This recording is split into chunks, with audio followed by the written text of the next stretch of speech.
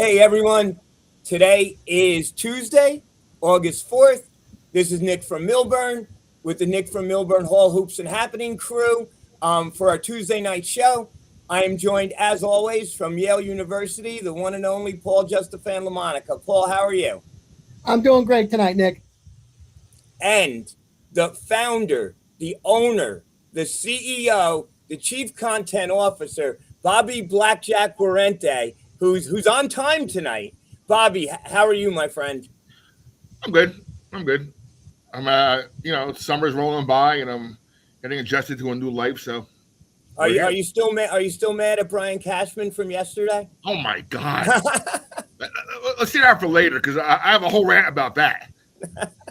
I'm sitting all day watching every catcher available go to other teams, and Brian, hello. So let me just start this out by saying late Friday afternoon or Friday evening, Colorado District Court Judge Charlotte Sweeney issued a preliminary injunction against the NCAA, ordering the NCAA to give those student athletes who graduated high school in 2022 and completed 4 years of eligibility a fifth year of eligibility. The minute this happened, I got a text from my son, and my son's like, Dad, you got to get Ryan Mulvaney, who was our TBT general manager, going to introduce Ryan in a second, to come on and talk about it. Half hour later, Paul texted me, any way we can get Ryan Mulvaney on here. So, without any further ado, Ryan is a sports lawyer, NCAA revenue share and NIL attorney for collegiate basketball players, NBA agent, contract advisor for NCAA coaches, and recently GM and owner of the Seton Hall TBT team Hall Inn. He's a Seton Hall graduate and a Seton Hall Law graduate of 2002. Ryan, thank you so much. And how are you tonight, my friend? I'm doing great. Thank you very much. Happy to be here. And obviously great to see you and Paul again. And Bobby, great to meet you. Nice to meet you. So Ryan, let's just get right into it. How did we get to the point of Judge Sweeney coming out with the injunction? And what is the interpretation of this injunction, and how will it affect college athletics as we know it, or college basketball as we know it, and college football right now? Yeah, so very quickly, here's how we got here, at least in Colorado. And I say that because obviously there are cases pending throughout the country, both in federal and state court. But here's how we got here in Colorado. Plaintiffs in Colorado, some of whom, by the way, are either or have concluded professional lacrosse seasons. Those plaintiffs, a group of them, filed a putative class action complaint seeking their fifth year of eligibility and challenging this new 5-and-5 rule. And about a week later, they filed an application for an emergent injunction and a class certification motion. And what the judge did very quickly was certify the class. It's a nationwide class, very, very distinctly defined of all 2022 athletes. So if you graduated high school in 2022 and you started your college career and you concluded your college career in the spring of 2026, which just ended, you are entitled, arguably, to a fifth year. And that's how we wound up here. And then we've seen, of course, the Friday night bomb, which was issued by Judge Sweeney, her injunctive relief order, and the class certification order, so when you file a class action, very briefly, it's not automatically a class action, right? You have to apply for class certification. And under the federal rules, that can be done, quote, as early as practicable, right? It doesn't need to be done after months of discovery. It doesn't need to be done by a date certain by the court. The federal rules allow that motion to be made as early as practicable, which means it can be filed at any time. And that's what the plaintiffs did. They moved for immediate class certification, which then certified the class of 2022 athletes who were seeking their fifth year and issued the injunctive relief order, thereby granting not only those plaintiffs, but the entire nationwide class of 2022 athletes an additional year of eligibility. So Ryan, to be eligible for the fifth year, do you have to have already been in the portal? Well, yes and no. So if you were in the portal so let's use a basketball player by way of example. So like Josh Rivera from Seton Hall or Stefan from Seton Hall, if they're in the portal, they are certainly entitled to their fifth year, and they can transfer to any school. If you're not in the portal, your only relief is to go back to Seton Hall or the school from which you concluded your 2026 season. So it's my understanding, though, that they went back into Judge Sweeney's courtroom today to try to change that, saying it's not fair because there's a limited scope, and they wanted to expand the scope. Is that what happened today? Yeah. So and we'll back up even further. Over the weekend, the NCAA sought emergent relief in requesting Judge Sweeney to issue a clarification order. According to the NCAA, the injunctive relief order that was issued on Friday night was somehow needed clarification, which in my opinion it didn't, but whatever. So the NCAA filed this motion, and Judge Sweeney on Sunday, I guess having worked in the courthouse all weekend, issued her clarification order, which effectively said, I am enjoining very clearly, I am enjoining the 5-and-5 rule, and importantly, any bylaw that would prohibit a fifth year of eligibility. And then, of course, we have the plaintiffs in that case, that same case today, filing their motion, which seeks further clarification. And I'll just read it to you. The relief that they are seeking is an order directing the NCAA to immediately cease enforcement or execution against plaintiffs and class members of any bylaws, policies, or administrative procedures prohibiting them from negotiating for and accepting the opportunity to compete on a Division I team during the 2026-2027 season. In other words, that goes to the heart of the issue, right? The NCAA has taken the position that now, Friday night was this all-encompassing order that allowed every college athlete from 2022 who finished in 2026 the opportunity to enter a fifth year. The clarification order narrowed that a little bit because the clarification order said,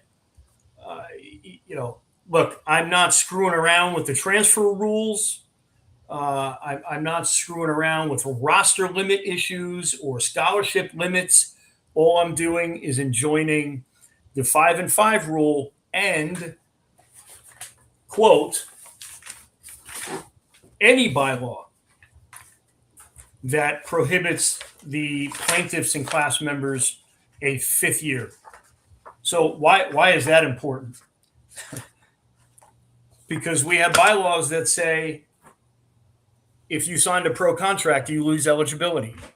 We have bylaws that say, we being the NCAA has bylaws that say if you signed an agent agreement, you lose eligibility. If you played a professional season, you lose eligibility. So the court on Sunday said, I'm enjoining the 5-and-5 and any bylaw that seeks to prohibit the plaintiffs and the class members from getting another season, a fifth season. So now we have the NCAA coming out in a public statement, misinterpreting that clarification order by publicly stating that, okay, we're not allowed to, anybody who signed a professional contract, you're not allowed to come back. This group of people, you're not allowed to come back pursuant to the court's order. And now we have today, the plaintiffs filed their own emergent motion for clarification saying, not so fast, NCAA, that's not what the court ruled, and we need further direction from the court on that issue.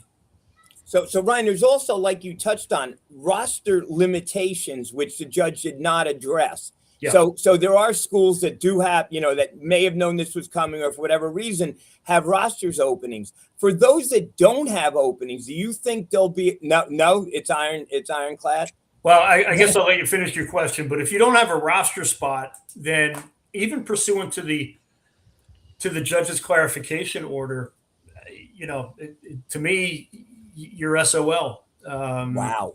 Because you don't have any room. Right. The judge's clarification order said, I'm not enjoining the roster limitation bylaws. So for basketball, that's 15. And if you already have 15 players, men's and women, whatever team you want to pick, if Tony B has 15 players, that's it. You can't go to 16. Or, what are you going to do? Cut somebody now? Well, that's what I was getting to with some of these bigger schools. If a better player comes, because is there going to be protection to the players? Because I could see this really getting out of hand. Yeah, the only protection, for the players, at least from my standpoint, thinking off the top of my head, is if you've signed a rev share agreement with the university, and you had a lawyer review it. Right.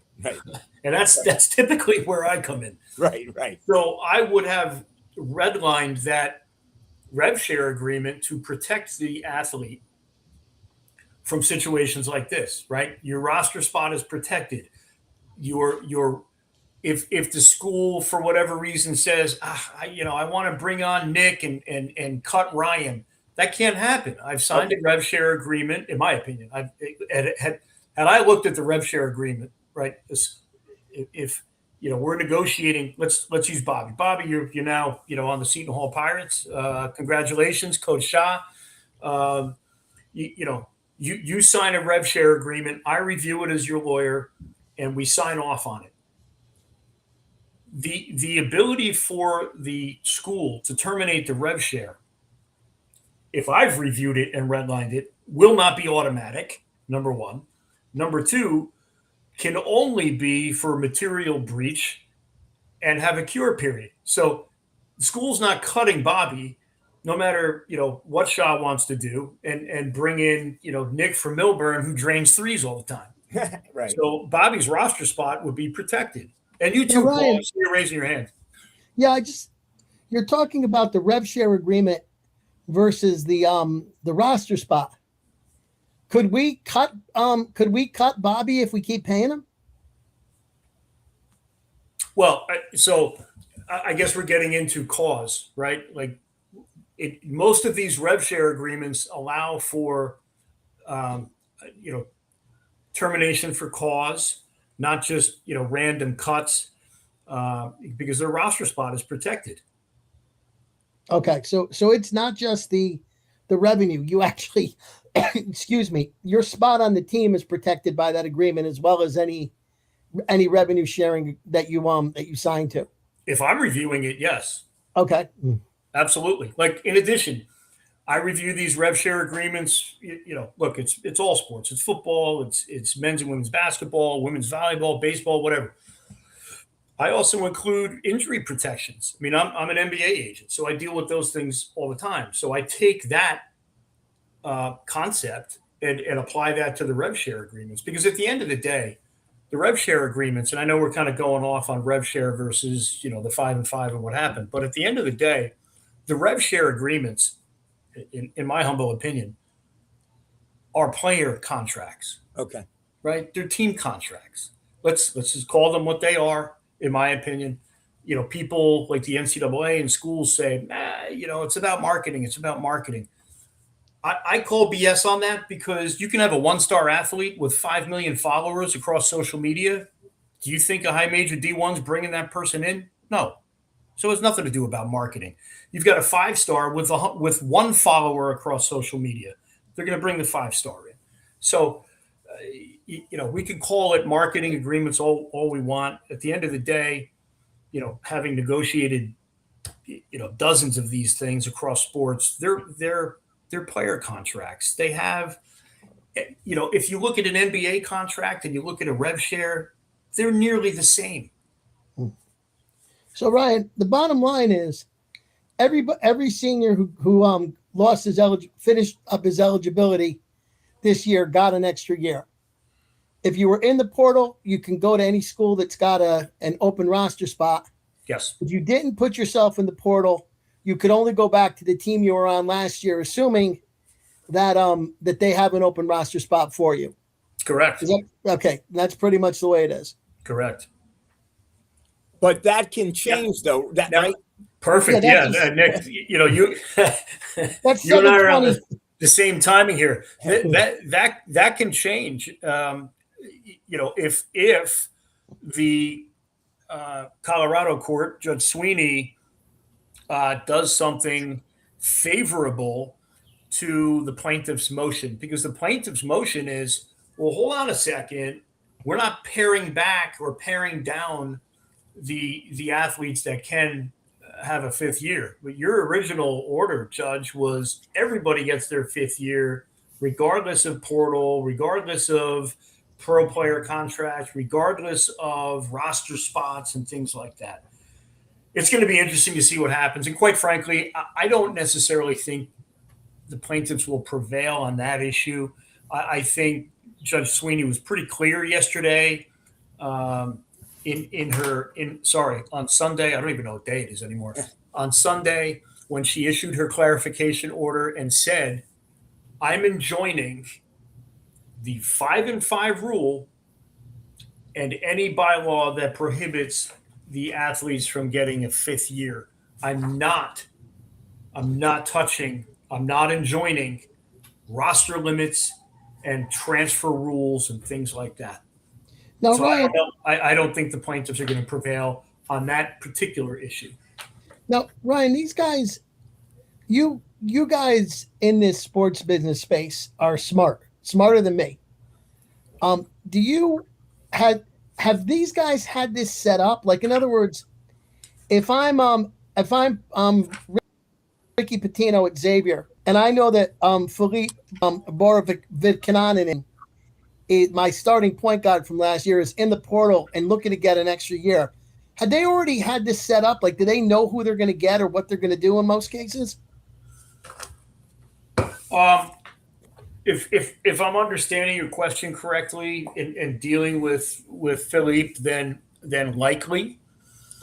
I'm sure there's been conversation with the coaches of these, various players, who are subject to these lawsuits. I mean, look, my phone was blowing off the hook on Friday night after the injunctive relief order came out. I literally left the office at 6:30, and before I left, I checked the docket in Colorado.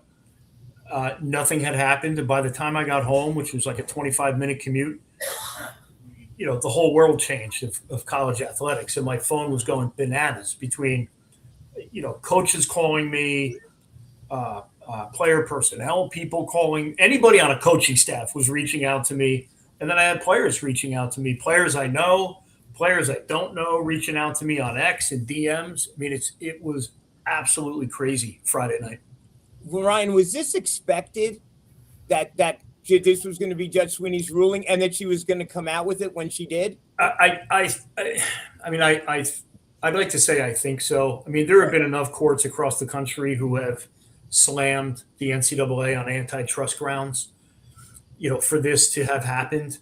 And even in state court, right? You've got a number of state court cases across the country. I mean, one of them just entered a portal, right? They just created a transfer portal out of thin air, for this week in August. So, Bobby, if you don't want to play for Shaw, you're happy to enter the portal.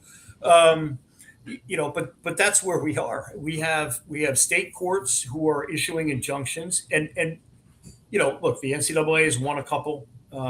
Not necessarily one of these, though. Not necessarily one challenging 5-5.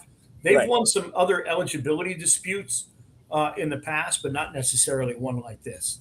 And look, I know I have a lot of hater comments that come in, when I post something on X, and most of those comments are, based on feelings and opinions and emotions on whether or not somebody should have a fifth year or not. None of this comes down to that. It comes down to, is the NCAA's bylaw consistent with the antitrust rules? Yes or no? That's it. It's not, oh, well, you know, we just want 5 years of eligibility. We want indefinite eligibility. We want to come back as 38-year-old basketball. No. The NCAA, as determined by the Supreme Court of the United States, not me, not the other lawyers in the industry, not, you know, these NIL agents, the Supreme Court of the United States, time and time and time again, has said this: the NCAA bylaws are, one, commercial in nature, and two, because they are commercial in nature, the antitrust rules apply to the bylaws. Right. German antitrust, federal, or your state corresponding statute, whatever that state statute might be, antitrust-wise. I mean, we have a New Jersey state corresponding statute that is modeled after the Sherman Antitrust Act. But this all comes down to the Supreme Court of the United States, not me, not other lawyers in the industry, not the state and federal judges. We had in 2021, right? Imagine this, in 2021, with all of the divisiveness and nonsense throughout the country, we have a unanimous Supreme Court, 9-zip unanimous, that says in Austin versus the NCAA that the rules enacted by the NCAA are subject to antitrust scrutiny. So, yes, the NCAA is entitled to enact whatever rule it wants, but it can be challenged on an antitrust level. So, and if it doesn't pass muster, then so be it. But you know, that's the, I don't want to say state, but that is the universe in which we now find ourselves. So Ryan, I've got a question for you. The NCAA has been consistent in declaring that these athletes are not employees of the university. Yep. And therefore not able to unionize. Wouldn't creating a union of big time athletes allow the NCAA to bargain some of these things rather than keep on going to the courts and losing every time? A great question, a great comment. So there was a Third Circuit opinion about a year and a half, maybe 2 years ago. It was a Fair Labor Standards Act opinion that was commenced by some athletes. And the Third Circuit, I mean, this went, you know, up to the Third Circuit. It didn't go to Supreme Court. It stopped at the Third Circuit. The Third Circuit held, in that case, talking about employees, that student athletes can be deemed employees for purposes of Fair Labor Standards Act claims, which is important because... Was this the Dartmouth case? No. This was Johnson versus the NCAA. Definitely not the Dartmouth case. But we can touch on Dartmouth too. So that the Johnson case was important because now you have a Federal Circuit Court of Appeals kind of opening the door to now considering athletes, not even considering, they literally held that athletes could be deemed employees for purposes of Fair Labor Standards Act claims. The Dartmouth case is interesting because that was where, you know, the Dartmouth athletes decided to form their own, you know, perfect union. And Dartmouth just said, well, great, you don't have the ability to do that, so we're not going to collectively bargain with you. I think at the end of the day, something needs to be done in this regard. Part of the problem with collective bargaining is that the National Labor Relations Act does not apply uniformly across college sports. The NLRA, for lack of a better term, the NLRA, and I looked this up because I sometimes confuse it. because I'm not a labor lawyer, but the NLRA applies to only private sector schools, right? So private schools. It doesn't apply to Rutgers or UNC. So I'm not sure how we get there, Paul, but look, I agree. I think something either on a conference by conference basis or, sport by sport, something needs to happen in that regard. Because at the end of the day, the House settlement, the SCORE Act, which went nowhere, the Protect College Sports Act, which now has picked up steam because the SEC and the Big Ten jumped on board Friday night. Those things, right? The House settlement and those pieces of legislation are trying to do what collective bargaining is now unable to do, right? They're trying to impose restrictions and impose caps and impose all sorts of rules that would otherwise be collectively bargained if there was a players union on behalf of the college athletes. And my opinion on this is that you can enact all the legislation you want. That's going to be challenged too. Like this isn't going to stop the commencement of legal action. It'll only continue. The easiest way to resolve this stuff is just get in a room. Get in a room, figure it out collectively, whether you want to call it collective bargaining and form unions or, there are enough entities out there like athletes.org and others that are seeking to represent the interests of athletes, whether before Congress or before the NCAA.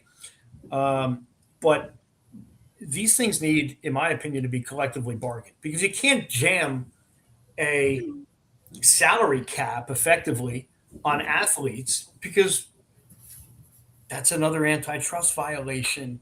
And here we go again. And here we go again. And here we go again.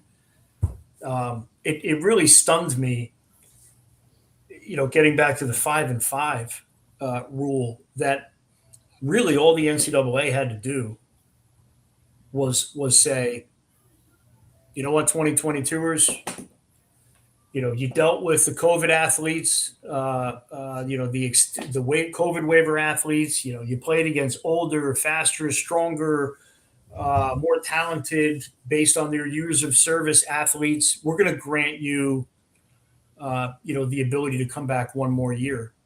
The NCAA has done that for the current student athletes. Like if you're a current student athlete, like some of my clients, you have the ability to select whether you want to be governed by 5-5 or the former 4-5 rule. Mm-hmm. And most everybody is selecting 5-5. If you're a high school athlete, you are getting the benefit now of playing 5-5 because once you hit college, you'll be the beneficiary of that rule. The only class that got excluded from all of this are the 2022ers who came into college, on the heels of COVID, playing against, athletes who had their COVID extensions and then other athletes who've had redshirt extensions and all this stuff. And the NCAA tried to be cute with it, right? Mm-hmm. The season ended right after the NCAA tournament. Right. On April 15th, the NCAA comes out and says, in a public statement, we're going to grant a 5-5 eligibility rule. This is what we're considering and contemplating. And this new 5-5 will apply across the board to everyone. So there was no 2022 exclusion on April 15th. By the time we get to the end of April, now we're starting to see a little bit of clawing back the NCAA, saying, well, I know we said on April 15th, but now we're contemplating that it's not going to apply to college athletes who just concluded their season, their fourth year of eligibility. Their fourth competitive season. And then by June 23rd, we have the formal rule that came out that excluded the 2022 class. All they really needed to do was either grant the 2022 class the same benefits and the same treatment that they are granting to high school kids today who haven't even gotten to college, and those college athletes who are presently in college. That's all they needed to do. Or conversely, if I work for the NCAA and I'm sitting in the conference room when we're devising all of this, I would say, why the heck are we trying to do this now? Why don't we do it in December? Because that way we're well beyond the commencement of any season, right? The women's basketball season's already 2 months in. Men's basketball is 2 months in. College football is all but over. So why are we doing this now in April on the heels of the NCAA? It just stinks, in my opinion, based on timing. At least, come out in June or July and say this is what we're going to contemplate, not a week after the tournament ends. Yeah, Ryan, I you think talked about haters and everything, and I think a lot of people just flat out don't like the NIL and what it has become.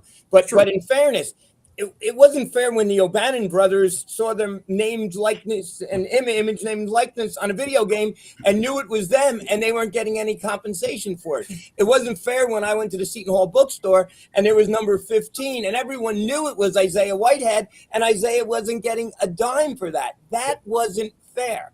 So yes, they're now being paid as independent contractors. Yes. But I think what you do is so important because they still need protection. Right? Because as you said, they can't collect a bargain as a group, but someone has to look out and represent them and make sure that they are getting a fair and equitable deal. Look, I'm a fan, okay? Right. I've always been a fan. I even have my TBT hat here for All In, right? Like, I get it. I'm a fan. I was a fan long before we ever had NIL and rev share and all this stuff. And yes, from a fan perspective, it stinks that Najai Hines left and Bud Clark left and athletes last year, or I should say the year before last, left. It stinks from a fan perspective. From a professional perspective, I understand it. I do value NIL and rev share because at the end of the day, and I already know what people are going to say, yes, the athletes are getting their scholarships and their measly stipend. Cool.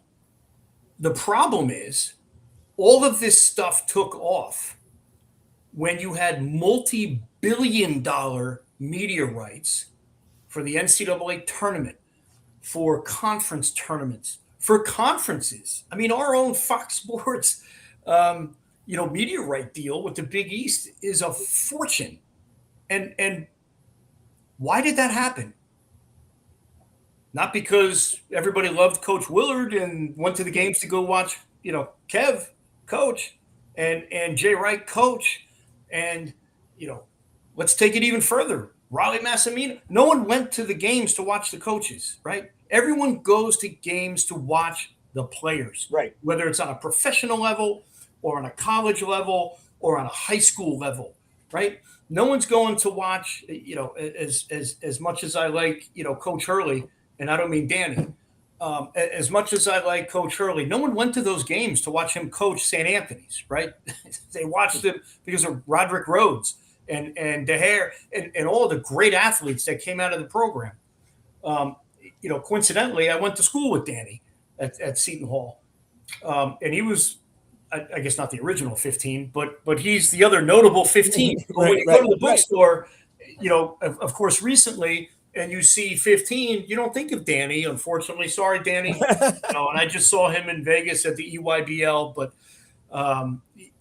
they think, at least presently, they think of Isaiah. The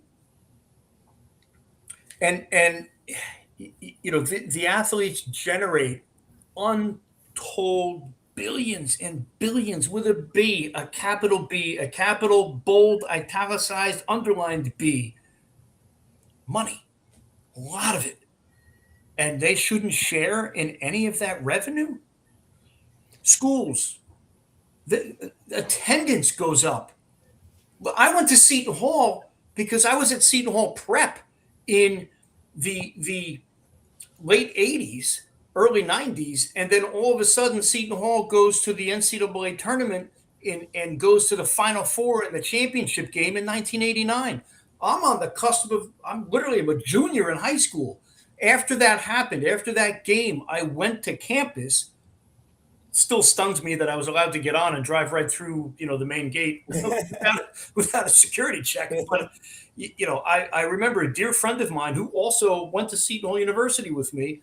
We were both juniors at the prep. We went on to campus and we're like, it was bananas, during that time.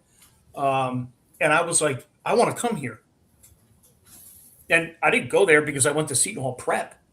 I went there because of the energy, the excitement, the passion that the basketball team, all of that generated. And admissions go up when teams do well. Right. Merchandise sales go up when teams do well. Seats are sold when teams do well. And teams do well and merchandise sales, all of that increase because of the players. Right. And they should be able to share in that. And if you talk to a player, and I represent dozens of them over the years, I mean, from Fernando Mendoza all the way to, you name it. They are professional athletes. Like, they don't just go to class and then go to Xavier and play video games and hang out. It is a structured environment. They have to, they're on the court and in practice and in training and in health, medical repair and all this stuff, medical treatment. It's professionalism. That's essentially what it is. I know, I'm sure the viewers are going to say, BS, they're getting their scholarship. I hear you. I do. But when you're generating billions of dollars for an entity, you have to be able to share in that. And what the NBA calls that very same revenue is basketball-related revenue, right? Or basketball-related income. It's called BRI. And the athletes get to share in that. No different here. I mean, look, I'm at a law firm now.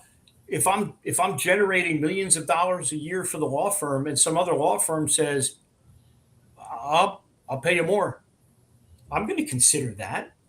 You never turn down a conversation. So, Ryan, I guess first of all, I agree with you.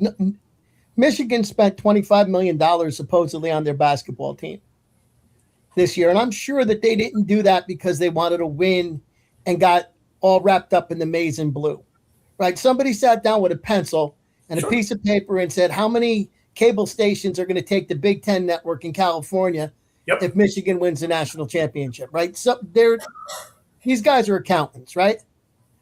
But I guess my question is, the part that as fans I get most upset about is players who are only here for a year. Yeah. Seton Hall this is the fourth year in a row that the Pirates have put together an entirely new team. Yep.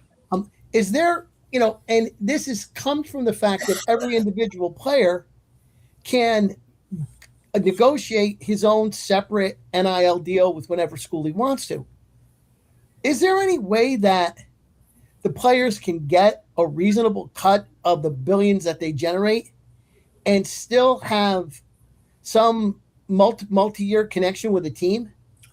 As a fan, it's getting harder and harder to cheer for a college team when the entire team is new every season. Yeah. I'm really glad you asked that, Paul, because everyone thinks that the notion of multi-year contracts is somehow foreign. I've negotiated several of them, particularly for older college athletes, and I mean older in the sense that they're entering their sophomore or junior years. I just did one for UNC football, not to bring that into this conversation. They've got their own problems, but that concept, Paul, is not foreign.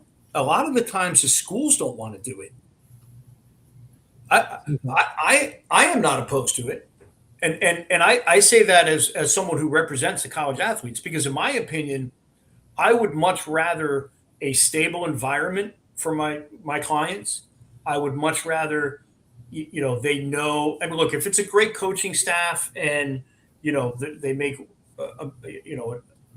particularly if they're going to build a team around you, or the culture. Like I've had athletes leave schools not because of money. In fact, I had one most recently leave, and it was a women's basketball player. She got a very slight raise, right? Like 10 grand on a 6-figure deal that she had her freshman year last year in Big 12. And the environment was awful. And I went to a few of their games. They played one game at UConn last year, and I went up to the Mohegan Sun Arena to watch the game, and it was just, you could see, she had an awful environment. And she is a very, very highly recruited, highly touted athlete coming out of high school. And now she's in a much, much, much better environment at TCU. And, so players don't leave because of money all the time. Now, I can't say why, some of the Seton Hall players have left. I mean, look, you could read the tea leaves when they didn't want to play in the Crown, Right. that you knew some of them were going to go. So I've got one last question. Brian, I could talk to you all night about this, but I'm going to just ask you one last question. We talk about college athletics as if there was a time when it was somehow pure. It was never pure. It never was, right? No, there wasn't as much money, and players weren't allowed to move around. But we all know about kids who didn't go to class, and UNC, for example, used to have a team of tutors who took exams for players to keep them eligible. And, football players would sell programs at basketball games and get paid $100 for a $2 program. It has always been going on. I think it was Jerry Tarkanian who said about the NCAA that they were going to be so angry at Kentucky that they were going to put Cleveland State on probation for 5 years. Yes. What's your feel? And now Charles Baker is saying the solution is to give him an antitrust exemption so that he can go back to running things the way he used to. What's your feel on what has to happen at the NCAA to keep the sport healthy and keep fans interested? And going back to the way it was, I mean, in addition to all the things you mentioned, let's not forget about, the brown paper bags of cash. Yeah. That would wind up either in the player's hands or the uncle's hands or whoever's handling the player at the time, whether it's the AAU coach or, so I wrote an article in 2018 about something very similar. If you remember back then, there was a huge indictment of college coaches and agents, and even a suit maker, for God's sakes, was a defendant in this case that was commenced by the Southern District of New York. Those wiretaps, right? They wiretap coaches. Yeah, wiretapped coaches. And what I wrote in this article was that, because I analyzed, some of the things that were going on, including some of the recommendations by the NCAA on this issue. And I think the title of the article was something about, could have been a layup, but the NCAA's recommendations were all airballs. Back then, players were getting paid, right? I mean, not your end of bench players, but certainly your McDonald's All-Americans and your top, high school recruits, they were getting paid. And the position I took in that article was that the problem with athletics back then was that it was, one, all under the table, and two, people didn't really care about the athletes. They were just trying to feed off of them while they had them in their possession, custody, and control, right? So you had high school coaches getting paid. You had AAU coaches getting paid. You had the handler getting paid. You had the quote unquote manager of what? Who the heck knows? But the manager was getting paid, right? To try to steer athletes to go to different schools. Right. Now, at least it's above board. You do have some manipulation on, okay, we're tapped at rev share, but maybe we can bring in a third party, NIL that now has to go through CSC scrutiny, but at least it's above board. What I think has to happen, Paul, is, again, I think people need to get in a room. I think there needs to be some semblance of collective bargaining, whether you do it at a conference level or some sort of level. And if you don't want to call it collective bargaining and have it, governed by the NLRA, you've got to have something, right? The athletes need to agree. They need to be part of the process. They're not even in the room when legislation is rammed down their throats and marshaled through the halls of Congress. But that's what's happening. And that's only going to lead to more litigation and more problems and more headaches. And the other thing, I think, look, we're going to get back to it, but again, I've negotiated multi-year deals for college athletes, for my clients. That's not foreign. That's not a foreign concept. Again, a lot of the schools don't want to get into it because, they want to test and see. Mhm. But I've done that. I've done that in North Carolina. I've done that at other schools, multi-year deals. So at least that way it keeps, an Ajay Hines at Seton Hall for 2 years or however long, right? So look, if schools were more open to multi-year deals, then I'd be happy to negotiate more of them. The problem is they're not. And I negotiated one with UNC, and I proposed one to another school who will be, left nameless at this point, and they said no. And I thought it was a mistake. But, when that athlete now goes somewhere else next year, now you know why. Well, I'm surprised because I think that protects both parties. It gives some continuity, and if the player has an off year or whatever, you're investing 2 years, not necessarily 1 year. So yeah, I can definitely see that. And you have concrete pay structures, and Right. Yes, there's some sort of increase in year two. A lot of the schools don't want to get into that because, again, they don't know how they don't know, they sign Ryan Mulvaney. Shaheen brings me in. I have a great non-conference, schedule. I'm draining threes everywhere, and then all of a sudden I get into conference play and I tail off, and I just have a terrible rest of the season. But the school is bound to pay me, $20,000 a month. That's going to be a problem for year two when they're bound to pay me, $35,000 a month, and my statistics don't, lend itself to that. So, again, I'm happy to do it if schools want to do it, but the schools need to get on board with that too. Bobby, question for Ryan? Bobby, I put you on I put you on Shaheen's team. Yeah, I love it. I had a pretty good jump shot in intramurals back in '91, I think, when I was there. So how is it as I guess I have a couple questions. My main one just actually popped in my head. We actually have a question from a guest too, from one of our listeners. Well, after mine. Again, I'm not sure if we have any clients in Queens. We know who we're talking about, and if you do, I apologize. Right, but how is what's going on with some of these schools paying these athletes these big money? How is that different from Kawhi Leonard and what's happening with him with all this, side money supposedly that they're investigating, that no-show appearances, and that kind of circumvents the salary cap, right? How is that different? Well, so we've got a collectively bargained salary cap in the NBA. We have collective bargaining in the NBA, and a collective bargaining agreement between management, i.e., the teams, and the players' union.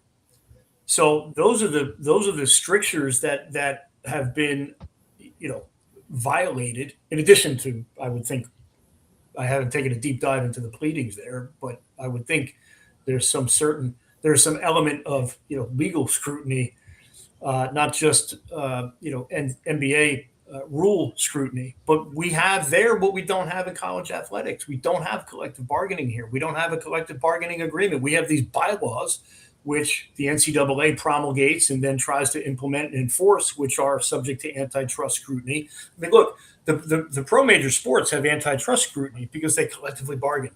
Right.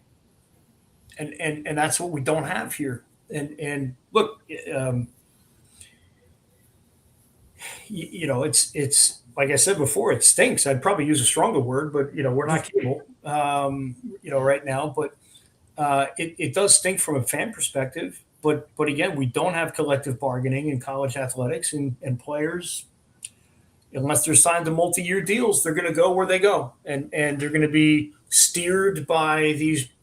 And I always put them in air quotes, these NIL agents, because Ryan, my other question real quick about that is, how difficult is it for someone like yourself, a professional who went to law school, have your degree, you've been an NBA agent, to now deal with these like you said, the quote unquote street agents that think they know, probably don't know a quarter of what you do. But how difficult is that environment now where now you're dealing with these people that are just in it for the quick buck? Yeah, and I'll go back even further. There were always street agents, Right? Back in the day, long before NIL and rev share. But now, they're out, they're open and notorious, and they even come with a title as NIL agent. So I'll start with this. Back when NIL first came around and came about, before rev share, NIL was supposed to be about a third-party brand deal, right? So let's just use Seton Hall because we're all Seton Hallers. Seton Hall, they have Desi Rodriguez, and Desi loves El Greco. And by the way, who doesn't? So El Greco and Desi enter into a third-party brand deal. And there's Desi. El Greco is a Greek pizzeria for those on Irvington Avenue. Legendary place. Legendary Greek pizzeria. Giving them a little plug here. Absolutely. Certainly from the afternoon and also 3 a.m. when we used to come back from Paulie's in the hall. But Desi and El Greco enter into a third-party brand deal. So Desi's now doing social media spots for El Greco. He's doing commercials, whatever. That's what the intended purpose of NIL was, right? And then we kind of morphed into this NIL collective area, which was just a bunch of wealthy alumni getting together and saying, hey, let's just throw money at players and try to get 501c3 eligibility so that the donations can be tax deductible. And the IRS said, pump the brakes on that nonsense. And now we've kind of morphed into revenue sharing with the universities. And the NIL agents, I've dealt with some good ones, and the good ones I say are those agents who don't charge obscene percentages, and two, have a network of true third-party brand opportunities for their clients. And then there are the other people who profess some sort of expertise in this area and take 10, 15, 20, I've seen 25% of the revenue share and NIL deals, which is just ridiculous. Because, and let me break it down for you and for everybody else. To negotiate a deal, and even with a year or two ago with the NIL collectives, all you would do was call the head of the collective and say, how much do you have for Desi Rodriguez? Right. Okay, you have that? Well, let me go call the NIL collective at other university. And you call 3 or 4 of them, and you say to Desi, here's what we have on the table. What do you want to do? And he takes whatever money he wants to take. That's it.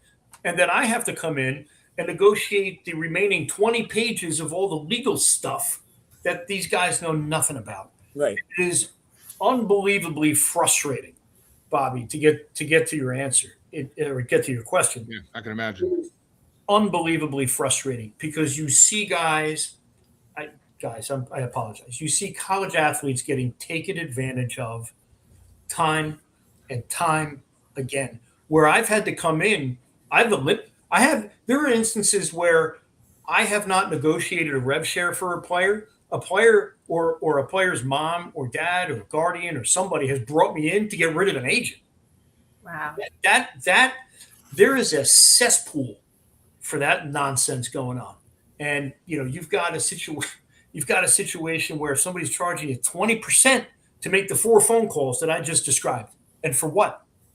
Meanwhile, I charge an hourly rate and it doesn't come close to the 20% that, you paid to this purported NIL agent. And I say purported, and I always use air quotes because there aren't any guidelines, right? As an NBA agent, well, let me back up even further. As a lawyer, Right. I have ethical guidelines Right. by the state of New Jersey, pursuant to rules. I then have guidelines and agent regulations promulgated by the Players Association. And I was on the agent regulations committee with the NBA most recently, and we reviewed and modified the agent regulations. We proposed recommendations and red lines and all sorts of stuff. There is nothing guarding other than a requirement to register as an agent in your various state, right? No different than like a real estate agent or whatever. You have to register as even real estate agents have Take a test. rules Right. and regulations and examine it, right? There's none of that. I always joke that my dog could become an NIL agent and bark his way to a deal. The one thing that I do appreciate about the Protect College Sports Act, right? If there's really anything, is that it does address the issues with NIL agents and limits compensation to, I believe, 4 or 5%. I think it's 5% for these NIL and revenue sharing deals. I mean, the revenue sharing contracts, at least the ones that I've done, are 20, 30 pages long. The compensation is always at the front page, the executive summary. And that's the only thing the NIL agent does. And look, like I said, I've worked with a lot of good ones. I've worked with some bad ones, because I usually get brought in either by the NIL agent or an agency or, a parent or the player, him or herself. So I've had the opportunity to work with some agents and agencies. But my biggest, if you follow me on X, I'm all over this nonsense about the fees that some of the NIL agents charge, because it's obscene and in some cases it's predatory. I had an instance last year where a basketball player transferred from Fordham to St. Bonaventure and originated the deal himself. No agent. Now, he had signed an agent agreement, but he entered the portal and St. Bonaventure came to him and here's a rev share. We reviewed it. We revised it. I didn't know the existence of any agent. And he signed off on it and boom, we're done. And the next thing I know, the player is calling me. I'm literally at Newark Airport. I'm ready to fly out somewhere. And I get a phone call from the player saying, I got this demand letter from this agency, and it's a very, very, very well-known agency. And it was seeking to claw back that 20% on the contract. And I said, well, send me your agent contract, because I haven't even taken a look at that. This is the first I've heard of it. And there was a provision in the contract that said that the agent agreement was an exclusive deal. Wow. And I said, oh, all right. Well, look, arguably you should have, one, mentioned the existence of the agent and the agent agreement, and two, arguably, the agent is entitled to something based on the exclusivity of the agreement.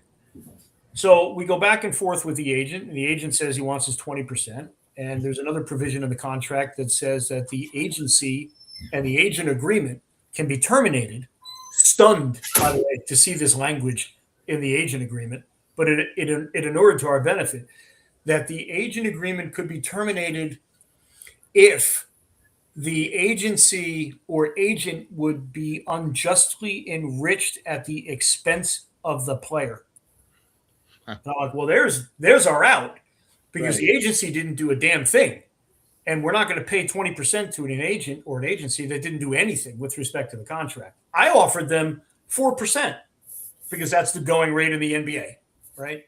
You negotiate an NBA agreement. I mean, it's 2 to 4% depending upon the contract. But, we offered them 4% and they said no. And then I sent the termination letter and said, you want to sue us? Be my guest. And that Ryan, let me just touch on something that you spoke on, and then we'll go to Claire, and then we have some questions backed up. So one thing that I notice, these NIL street agents, a lot of times will talk to the coach, negotiate something. The coach pretty much thinks they have a deal, and then the agent will run and shop that offer. Sure. Yeah. So talk about that and how that just kind of muddles everything, really. It's common. I liken it to, buying a house. If you're the coach and you are receiving a call from the agent saying, Coach Holloway offered, $500,000. What do you have? There's really no way to trust in that agent, right? Right. I mean, look, Right. I bought my house in 2009. I was in a small bidding war at the time, but how do I know I was in a bidding Right. war? It is what it is. I just know that there's a budget, and at the end of the day, what do I think the house is truly worth? What am I willing to pay for it? Right. And that's kind of how it works. Same thing in college athletics. I mean, look, at the end of the day, coaches have a network. I mean, it's amazing to see, at least in basketball, it is such a small, small world. You go to Nike EYBL in Vegas and the NBA Summer League, everyone knows everyone. Right. And people know generally how much someone's getting paid, because the word is on the street, whether it's through the street agent, the manager, the 6 degrees of separation. Somebody eventually finds out, maybe not a concrete number, but certainly something close. When I often have the opportunity to negotiate numbers, with coaches and schools, and I have to act in the best interest of my client. So I'm not going to give them exact numbers. I'm going to give them a range. Look, this is a range where Seton Hall came in. If you can be in this range, then we'll consider. Right. And that's generally how it works. Claire, do you have a question for Ryan? Yeah. What do you think are the possibilities? People keep floating ideas like, okay, you have to sit out for a year if you're going to transfer, things like that. At this point, do you think all those are moot? Or does it have to be that conversation that they sit down and get their heads together, and instead of fighting it out back and forth, get it together and sit around a table and get it together? Yeah. And thankfully, those days with the transfer portal of sitting out, those days are gone. I know there's efforts to try to bring that back to dissuade, transferring and player movement. And part of the problem with that is it presents another antitrust consideration, right? The freedom of player movement, no different than free agency in professional sports. There's an antitrust issue with prohibiting or reducing the ability of college athletes to move. And why is that? Because under the antitrust rules, reducing or limiting or completely shutting down freedom of movement is an anti-competitive effect and impact on the market. So I would rather not see a sitting out a year. I mean, I don't even, it's just kind of a limbo, right? I mean, you transferred, you made your decision, and now suddenly you're, there's a purgatory, right? You kind of put in jail for a year for exercising your decision to transfer, which, by the way, under the NCAA rules, bylaws now, the ability of a player to transfer is an express right under the bylaws. So now we're going to penalize somebody for exercising a right that's otherwise expressly granted to them. So I mean, I hope it doesn't come back. I don't want to see it come back. I know, there's some legislation that's seeking to bring something like that back, or at least have only one permitted transfer, like under the Protect College Sports Act. I'm just like I am in professional sports. I'm a fan of free agency. I'm a fan of the ability for college athletes to move for whatever reason. Right. If like I said before, I had a player move, a women's basketball player, not for the money. I mean, it was essentially a break even. She moved because of the environment. And I know there are a lot of people who are going to say, suck it up, and it's the coach, you got to deal with it. Look, that's what my father would have told me, but that's not the environment in which we now find ourselves. And unfortunately, or fortunately so, depending upon your viewpoint on that, people tend to quit early, for lack of a better phrase. They tend to move on, faster, and look for different alternatives faster. I mean, I'm a Gen Xer, so my parents, if I didn't like a coach, they'd say, tough, you know what, deal with it. And that's what we did. But, kids today are not raised the same way that we were. And players are able to, make their decisions. The bylaws allow them to move, and they're exercising those rights for better or for worse. I mean, look, there are players who have transferred and found themselves in a worse situation, right, playing wise, better situation money wise. So does that help them? I mean, maybe their pockets, but if I'm an athlete, I want to play. right. I don't care. Look, if I'm at Seton Hall and I'm at the end of the bench, I'm not looking. I mean, this is me. I'm not looking, and nor would I advise somebody to look at another high major program unless you're guaranteed, like you're going to play. You're going to be either sixth off the bench or you're going to start. I would go to a mid or a low major and get the minutes and get the productivity and get the stats, because that way you'll be able to market yourself to a high major again. And now with 5 seasons in 5 years, there's more time to do it. Yeah. And that's what we used to do. Players who I represented playing overseas, I would always tell them, all right, come to the NBA G League, get a season there, and then go market yourself overseas again, because every overseas team wants to say NBA, NBA, NBA. We signed an NBA player. It doesn't matter if it's NBA G League. They want to say NBA.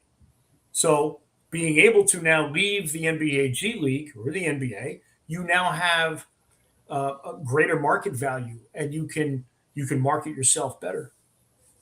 Ryan, this is from Mike Walsh. Ryan, is there a way to enact a salary cap that allows most universities to compete in the revenue share market that also is fair to athletes and will survive challenges? Great question. It is a great question, Mike. And yes, the way to do that is through collective bargaining. So I say, yes, there is a way, but no, because the NCAA wants nothing to do with it. And then we have one from our coach, Tom Eccles. In your wow. Yeah, how often are athletes asked not to return? Wow. In your experience. That's a hell of a question, Tom. That is I've never been asked that before anywhere. But it is certainly prevalent. Whether the issue is athletic skill and productivity, or they're a problem, they're a headache, they're a pain in the neck, violation of team rules and that type of stuff. Thankfully I haven't represented anybody who's been asked not to come back, but there are times. I would say, Tom, I would honestly say that I would put it at, there is at least one person on rosters who might be asked not to come back for a variety of reasons. Wow. It's prevalent, right? It happens a lot. Now, I don't know anything about Seton Hall. I don't know if Shah's told somebody not to come back, but I mean, you guys know Shah. He's very direct, very affirmative, and like it or not, you know where he stands. So, is it a possibility that he's told people not to come back? Could be, but I know for a certain that it is a prevalent issue in college athletics. And then also from Tom Eccles, for Ryan, thoughts on the future of the NCAA? Do you see it being replaced or reformed by any legislation? Yeah, the future of the NCAA. I'll take this in a couple of parts, Tom. The future of the NCAA as an entity, I think, is questionable, and I've thought that it's questionable for years. I don't know if you guys remember Trey Morton. Trevon, yeah. Who was on the his father was Tiny Morton. He was friends with my son. He was he got an assistant coach job at Fordham. Yep, and now he's with Nike EYBL. Okay. And Trey and I are very, very, very, very close friends. I reviewed his contract at Fordham, and there were efforts to try to bring him on at Seton Hall. But Trey and I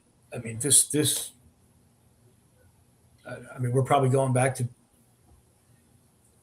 2018, maybe 2019.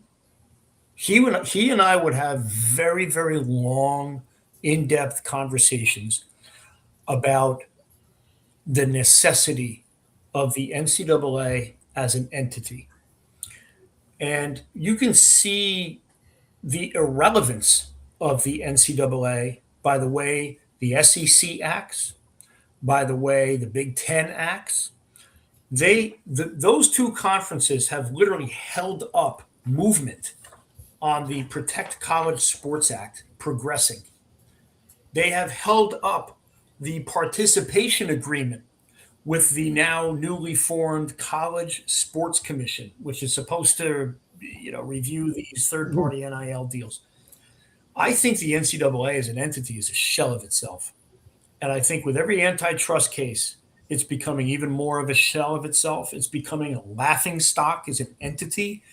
The leadership, if you want to call it leadership, is awful, in my opinion. I mean, you just had the president of the NCAA call these 2020 tours failed professionals. I saw that, Charlie Baker. I was dumbfounded that he would say that. Failed professionals. Oh, my God. That's just disgraceful language, particularly when you're talking about the very athletes that put billions of dollars in your pocket, right, over 4 years. You're calling them failed professionals. I think the NCAA has really become a shell of itself. I think particularly the football schools, like the big SEC, those types of conferences, 12, 10, I don't think for a second that they haven't talked about just going off on their own. I mean, we've already had conversations about a super conference, right? I don't think many of these conferences, and this is stuff that Trey and I would talk about, nearly 10 years ago. I don't think these football conferences need the NCAA as much as the NCAA needs the football conferences. I don't think the Dukes of the world or the UConns or the Michigans need the NCAA as much as the NCAA needs the Dukes and the UNCs and the Michigans and the UConns. So as an entity, Tom, I think it's teetering on irrelevance. And going forward, I think ultimately legislation will pass. Like we talked about earlier at the outset, Friday night with Judge Sweeney's decision, within minutes, suddenly the SEC and the Big Ten are jumping on board to the College Sports Act or the Protect College Sports Act, and you have to wonder why. it took another antitrust ruling for the SEC and the Big Ten to get involved and support and back the legislation. But I think at some point we'll have federal legislation. Am I opposed to federal legislation? Am I opposed to uniformity? No. I would much rather that be done through some sort of collective bargaining process, Tom. I think there is a way for that to happen. Unfortunately, for that to happen, the NCAA has to agree to something like that rather than try to ram through legislation. And the legislation effectively foists collective bargaining issues upon the college athletes rather than getting in the room. And I mean, we can. I mean, I've got the bullet points here. Can the college athletes or representatives thereof and the leadership of the NCAA get in a room and figure out a national NIL framework? Yeah, pretty simple. Can we figure out and adopt the 5-year eligibility model? Yeah, we already have. The NCAA already has. Its implementation of it stinks for the 2020 tours, but certainly that's done, and I'm happy that future college athletes who are now in high school and grammar school will have the ability to play 5 years or 5 seasons over 5 years of college athletics. I mean, what's that going to do to the record books? Who knows? But can we have national transfer rules? Yeah, sure. If we all get in a room and figure it out, I think we can establish all of these things. Can we have rules that regulate athlete agents? Absolutely. Follow me on X. I'm a thorn in the side of a lot of these NIL agents. And look, somebody once said, well, isn't it an antitrust violation for the NIL agents to now have their compensation limited? No, because we have collective bargaining in the NBA, and we have agent regulations in the NBA, and the agent regulations are promulgated by the Players Association, the union that governs this, and that's that. You either want to be an NBA agent at 2 to 4%, or you don't. Go ahead, Paul. Paul had a follow-up. Yeah, so just a couple of more questions. We've been talking about 80 teams, 80 colleges or so, and maybe 2.5 sports in this conversation, right? Maybe 3.5. Okay, and no more than 80 schools, right? There are hundreds and hundreds of schools playing sports in this country.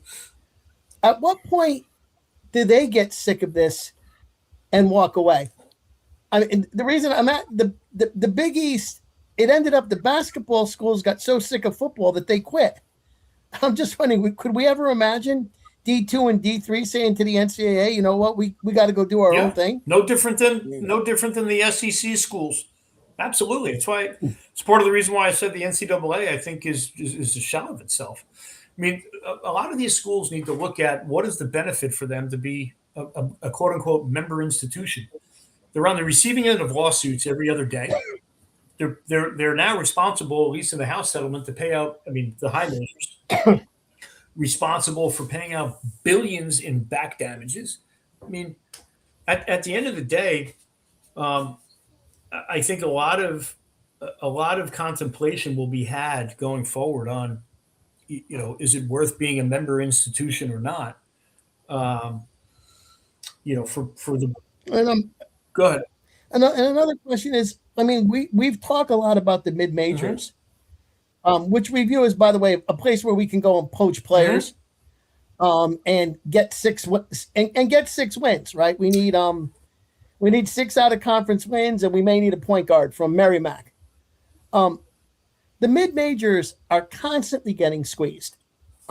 This new expansion of the NCAA tournament really hurt them, because you added these teams and the mid-majors ended up stuck in a bunch of playing games. And so I'm wondering, at what point do they show up at an NCAA convention and say, hey, listen, we're not playing you guys anymore. Yeah. You know, you got go schedule 28 Power 4 games, because we're not going to come to the Prudential Center for our $100,000 and get beat by 25. Yeah, I mean, they need to negotiate more to come. I mean, look, Paul, it's a great question, and my immediate reaction to that was there is a place for low and mid majors in D1 athletics, certainly, and they just need to figure out what that place is, because you can have a situation where, yeah, you're a St. Peter's and suddenly you are, rocketing to Elite Eight prominence, or and those are few and far between, and they were few and far between years ago too. Or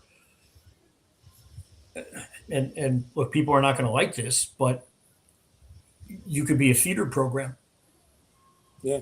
and benefit financially from that, and that's not a bad thing, because you can market yourself to a lot of these players to say, look, I'll get you to Duke, I'll get you to UConn, I'll get you to Seton Hall, I'll get you to Michigan, because all of these players that I had on my roster the last several years have gone there.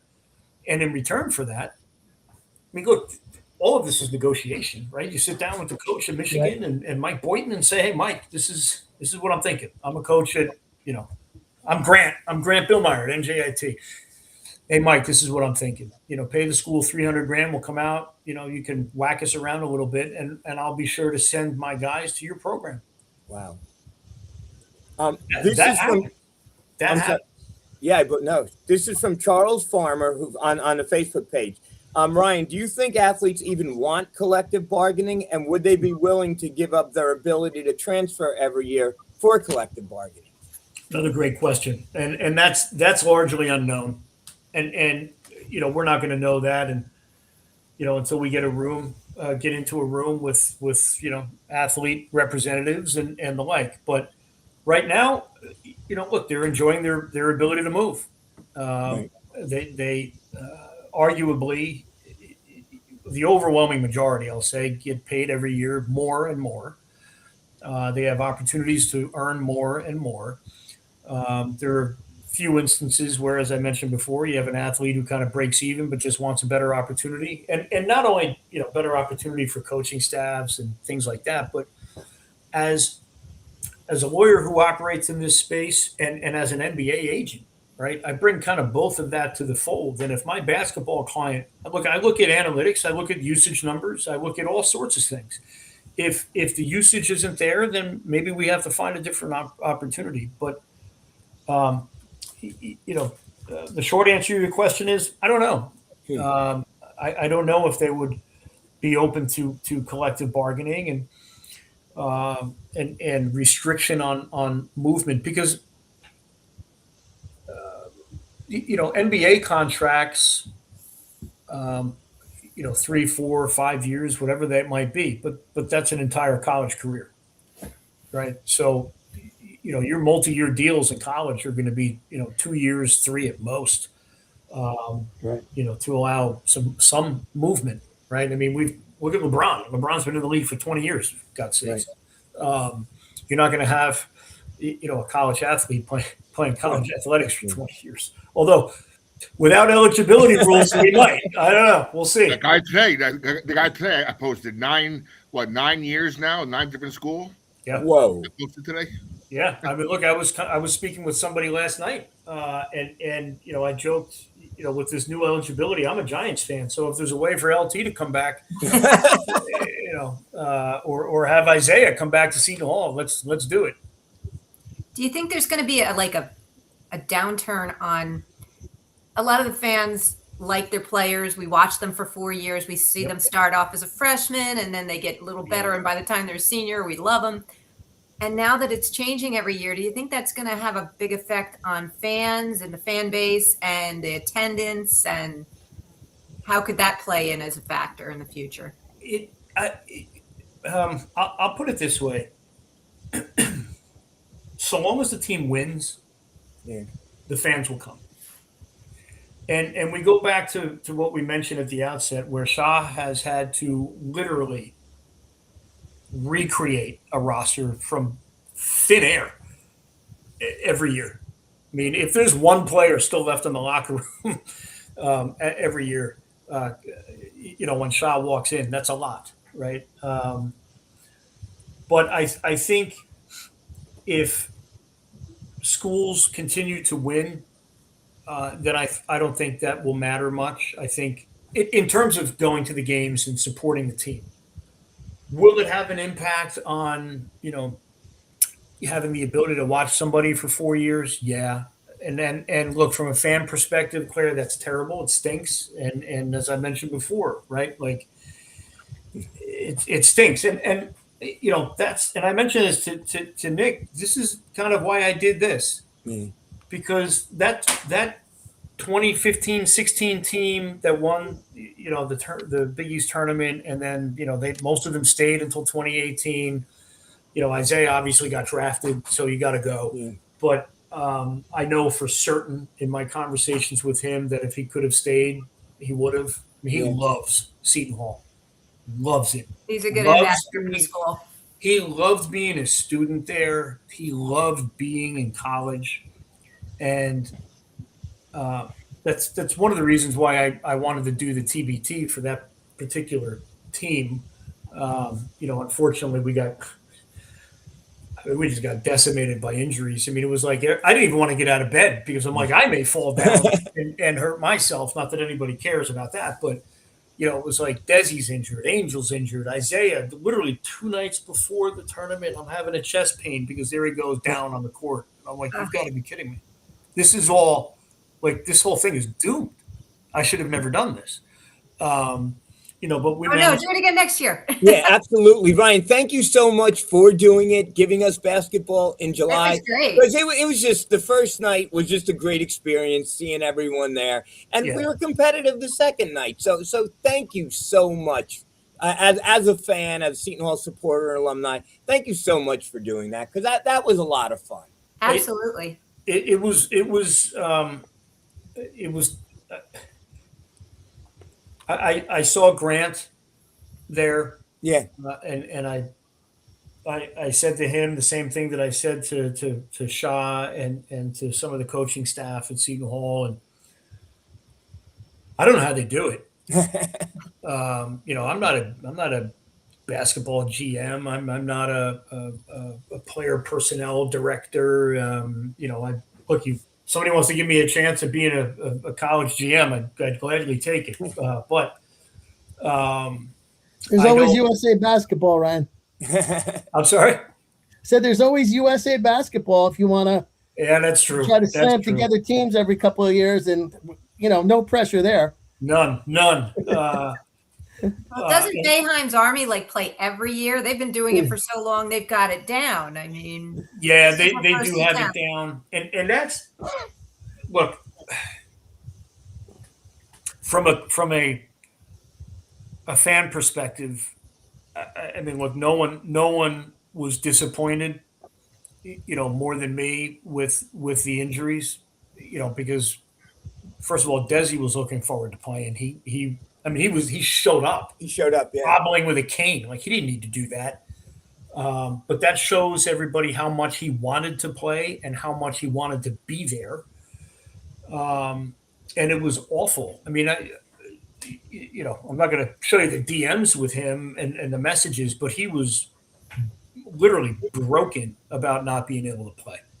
And I've known him for a long time. I know his mother very well. Like it kind of tore me up knowing that he wanted this so bad. And those things are out of his control. They're out of my control. And of course, Angel, hurt in the Dominican Republic. And, I literally had to fly somebody in, a non-Seton Hall player. And we're allowed, by the way, pursuant to TBT rules, we're allowed 4 non-alumni to be on the roster. And I literally had to fly somebody in on the morning of July 21st, our first game, from Atlanta. And thankfully we did, because Colby was the one, banging all the threes in that first game.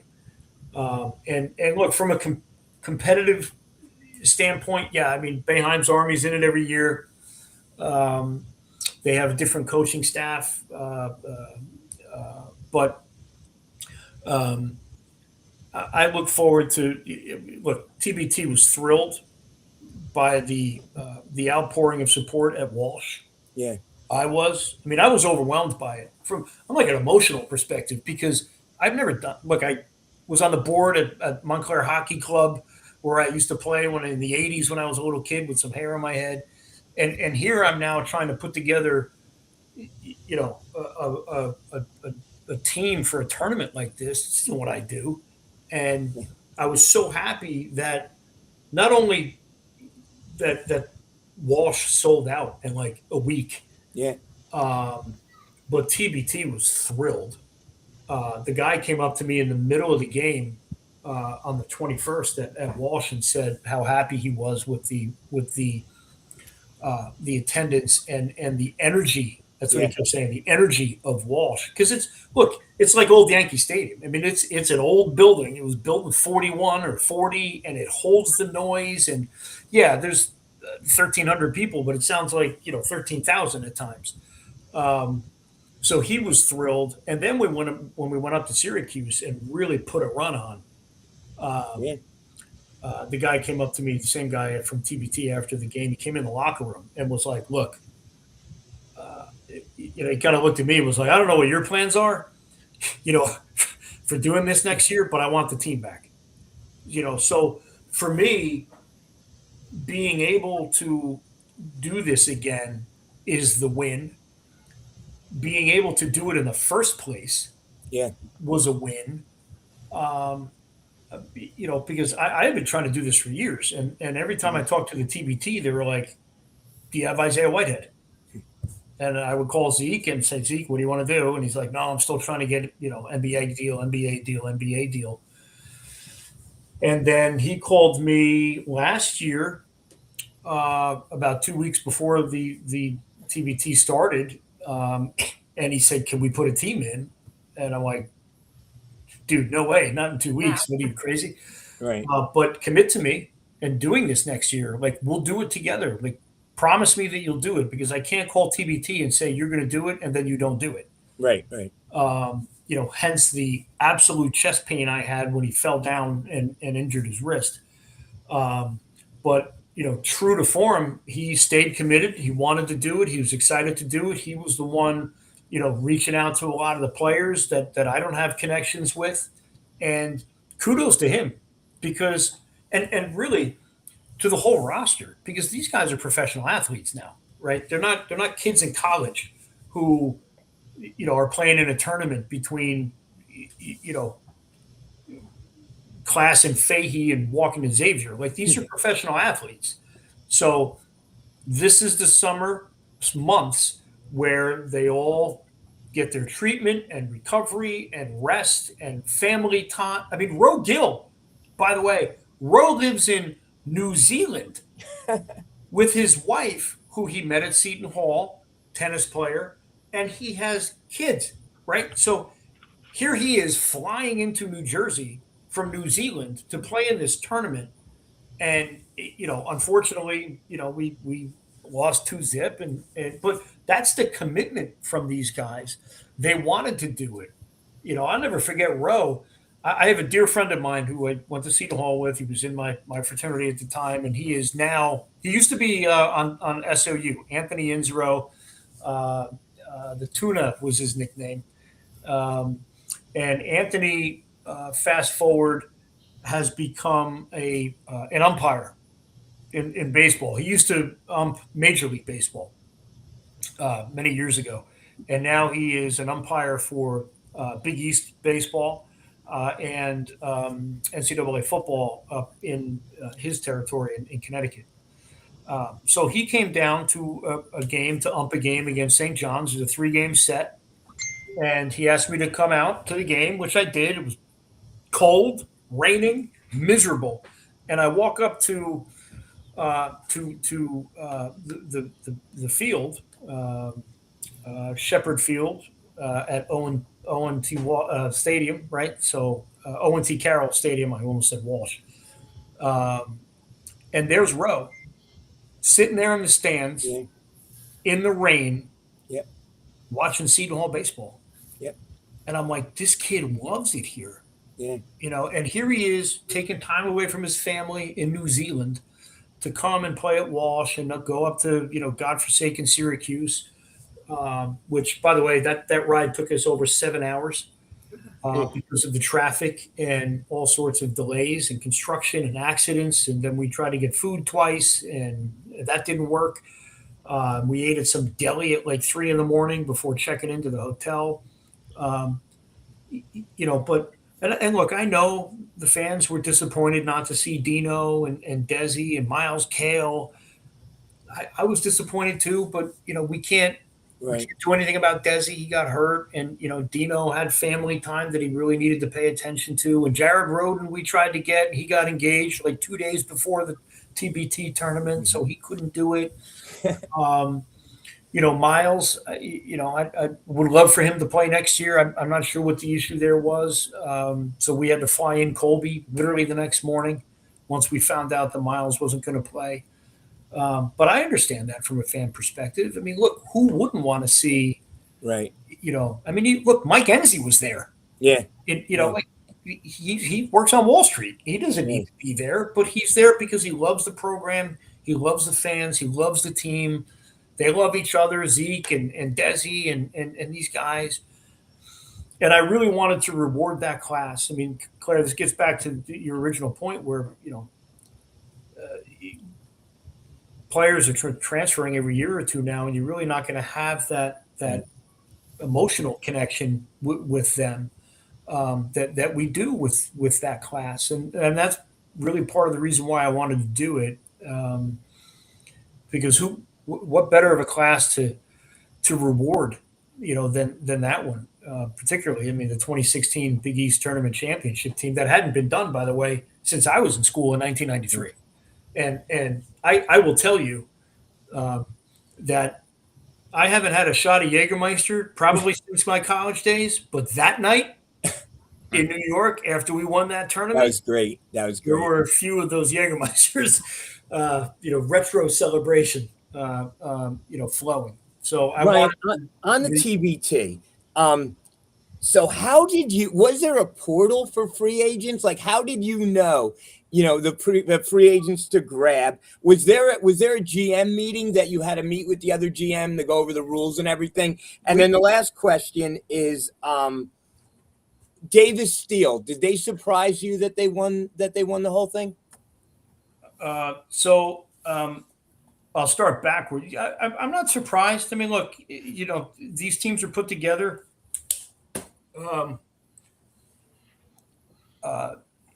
I think pretty diligently. I mean, we're not.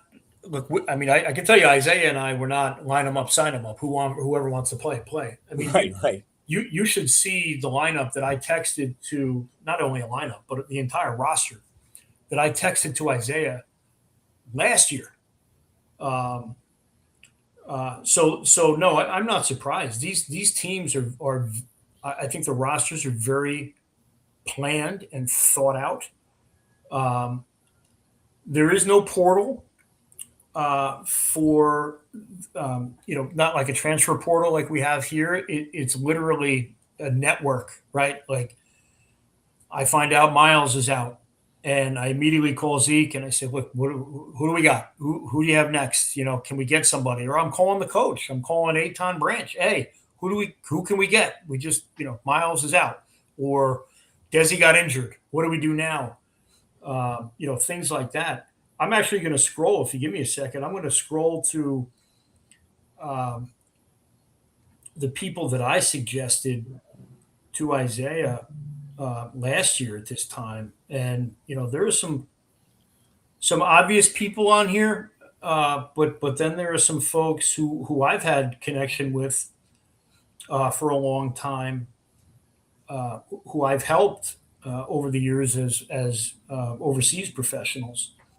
And yes, there are GM meetings. There were GM meetings every week with the TBT that we would sit on, and it was more of like logistics. And pardon me, I'm like scrolling my phone because I'm trying to find this lineup that I mentioned to Zeke. But there were weekly meetings that we would attend. Logistics and marketing and sponsors and television, and we have to do this and we have to do that, and we have to be here at this time and we have to be there at this time, and we can only go into this building this way, and even with Walsh we had to go in a certain way. And by the way, that was a cool part too, because I had never been in the locker room, right? So we got to, our locker room was the women's locker room. I had never been in there, and I got to see some really interesting stuff from a coaching perspective, which I thought was cool. I work in basketball as an agent. We, after getting smoked by 30 points on that 7.5-hour ride, our coaching staff, we took a bus, two Sprinter vans we took to Syracuse. And on that 7.5-hour ride, we watched that game not once but twice. And there, Chad and Kevin and Eitan and JoJo were all sitting there taking notes, clipping parts of that game, good and bad. We get to Syracuse at 3 a.m. We have something to eat. We check in by 3:30. We're up at 9 for 10 a.m. film study. Wow. Film study. Wow. And it's like full on. I mean, these guys have Synergy. It's all clipped from Synergy. That was an hour and a half we sat there for film study. We made the amount of adjustments that were made. Who's KC guarding, right? Maybe we shift him instead of on this person. We have him guard that person. I'm a hockey coach, and have been in the past. But what I can tell you is the amount of effort by the coaches, the amount of time, and just the nuances of the game that I had never been privy to before, I thought was fascinating. Wow. And you saw those adjustments work. Yeah. Because that game the next night, we were right there until the end. And I guarantee you, if there was no such thing as an Elam ending. That's what I said. Yeah. I said that last week. Yeah, we would have taken that game. No Yeah. doubt. Yeah. So I just saw the lineup that I had proposed, and this was back July 18th of 2025. Point guard, Zeke, Dino, Kadari, Shavar, Quincy. Shooting guard. Now, this is like combinations of lineups, too. Right. So shooting guard, Zeke, Miles Powell. And I'm like, why not? Fuquan Edwin. We'll throw him in. Yeah. If he wants to dust it off and come back. Small forward, Desi, Roden, Kale, Enzi, Perenz, if he still wants to play. Power forward. Now, obviously Angel, but I threw on Sandro, but Wow. that's what's the that wish would've been list. sweet. Obviously, he can't play. Yeah. Center, Ro Gill, Jaden Bediako, Ike, if he still wants to play, because he's also following in Mike Enzi's footsteps on Wall Street. Aaron Jeremipour, who I helped a couple of times over the years. He's still playing pro. He's an absolute beast. He is a veteran of overseas basketball, 7'2". He is jacked, and no one's pushing him around. And then Patrick Auta, Derek Gordon. And I reached out to Aaron Jeremipour, and he was like, oh, man, if I had known sooner, I would have done it. But he wants to play next year. And he said if he plays, he can probably get Patrick Auta to play. Oh, that'd be great.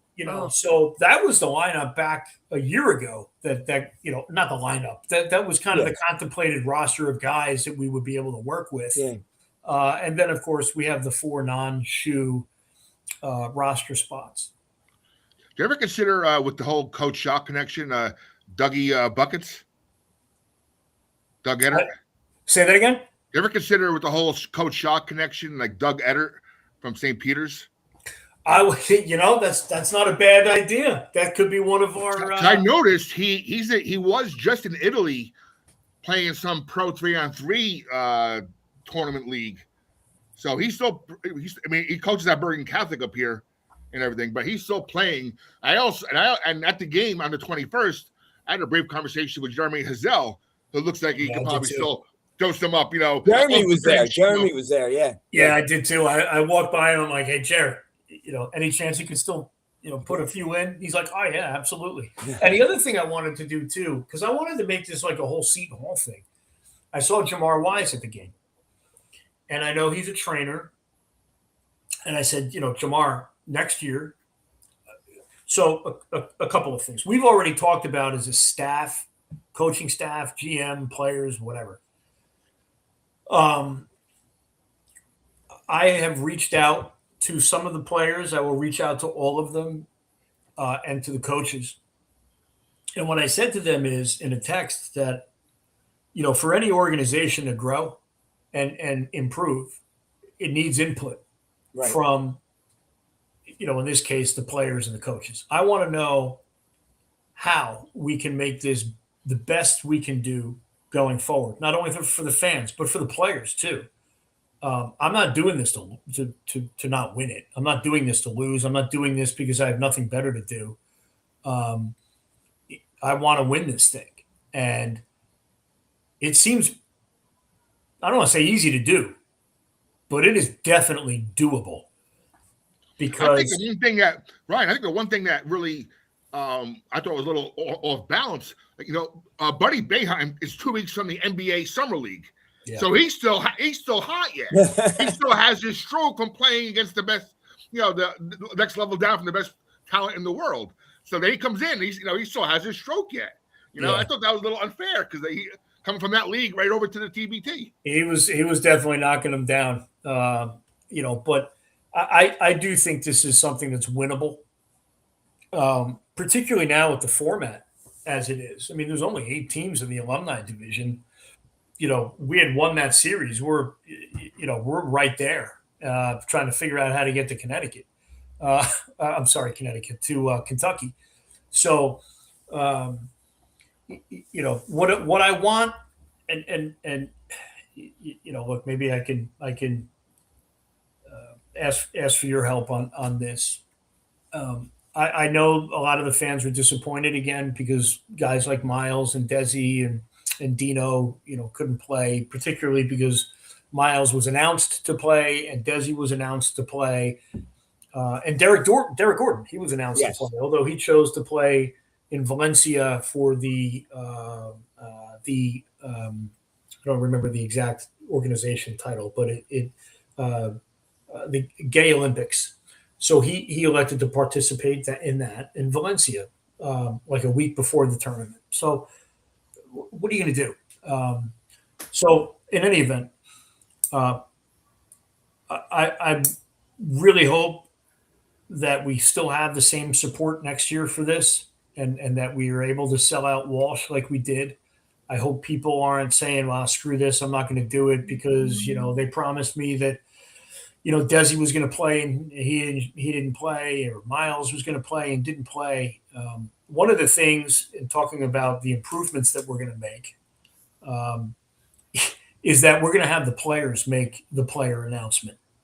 So when Isaiah commits, he will make a recorded announcement. Cool. When someone else commits, they're going to make a recorded announcement that could go out on social media. So I'm not getting my chops busted because, Miles 48 hours before the event decided to, for whatever reason, not play, or, Derek decided to travel and go to a different event. So that's one of the things that I think will change. And then, we'll work on sponsorships and the ability to, I'll say freely travel because, admittedly, I was like, I'm having chest pains because how the heck are we getting? I guess we'll have to keep the vans for another week to get to Kentucky. But we'll have some more sponsorships. One of the things that we did have was a minor spot fund, to help with some of the lesser costs, kind of like the food and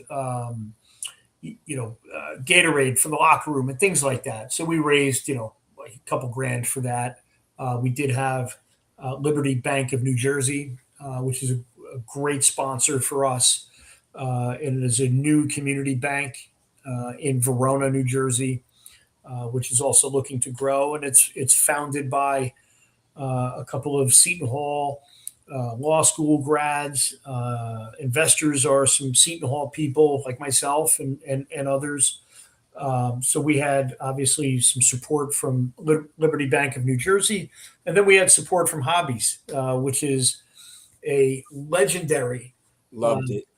Jewish deli in Newark, where I used to go when I worked in Newark. I mean, I was probably there 4 days a week. And they were great. We had them on our jersey. So we'll be looking for some more sponsors like that.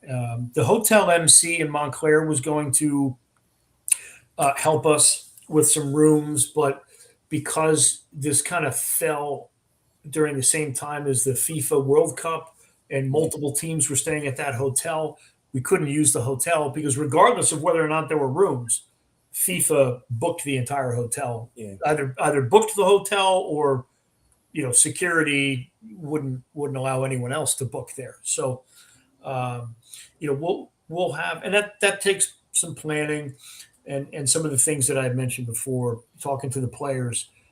How do we improve?